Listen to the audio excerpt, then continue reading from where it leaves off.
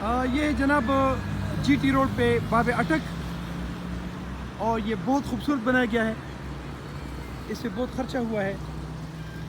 اور آپ دیکھیں تو یہاں پہ بھی ایک پیارا سا بچوں کے لیے ایک پارک بنایا ہے،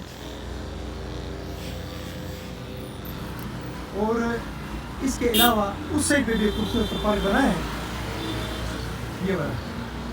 اچھا، اب اس سے مسئلہ کیا ہے؟ آپ کو بتا دوں کہ مسئلہ کیا ہے. یہ جو پورے ایریا سے پانی آئے گا، ادھر سے بھی پانی آئے گا اور ادھر سے بھی پانی آئے گا. اس کے فلو کے لیے یہاں پر انہوں نے کوئی ڈرینیج کا سسٹم نہیں کیا.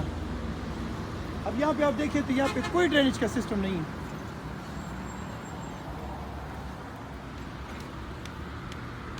میں حیران یہاں پہ ہوتا ہوں کہ اتنے سارے انجینئرز، لیکن تمام سی کو اکٹھا کر کے بھی ان کا دماغ اتنا ہے کہ کروڑوں روپے خرچہ کرنے کے باوجود یہاں نکاسی آب کا کوئی نظام موجود نہیں.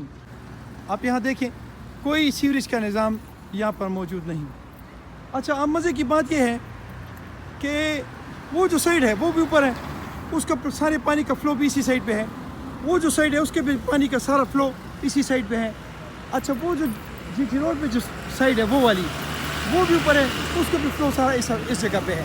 الٹیمیٹلی یہ پانی یہاں پر آ کے اکٹھا ہوگا. جیسے کہ آپ دیکھ رہے ہیں یہاں پر ایک نالا تو دے دیا گیا ہے، لیکن وہ پانی آگے جا کے آگے کدھر جائے گا؟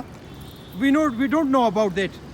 اچھا، یہاں پر آپ دیکھیں تو یہاں بھی اس کو چھوٹا کر دیا گیا ہے. اچھا، سوال یہ ہے کہ یہ ہماری تمام انتظامیہ، ہمارے تمام انجینئرز، ہمارے تمام وہ نقشے اور وہ سوچ اور وہ بچار، ان تمام کی سوچ کو ملا کر جب ہمارے آن گراؤنڈ کام ہوگا، اس کی سچویشن کچھ اس طرح سے ہوگی کہ یہاں پر پانی ہوگا، اس میں میرے بچے نہیں بیٹھ سکیں گے. تو مجھے یہ بتائیں کہ یہ تمام سی جو ہے جب ان کے اکٹھا کرو گے تو ان کے دماغ کو میں نے آگ لگانا ہے، ان کو میں نے کیا کرنا ہے، ان کو میں نے اپریسیشن کرنی ہے، ان کو میں نے کیا کرنا ہے. بس شاید میرے پاس الفاظ آخر میں یہی رہتے ہیں کہ میری اس دھرتی کا اللہ ہی حافظ ہے. السلام علیکم ورحمۃ اللہ وبرکاتہ.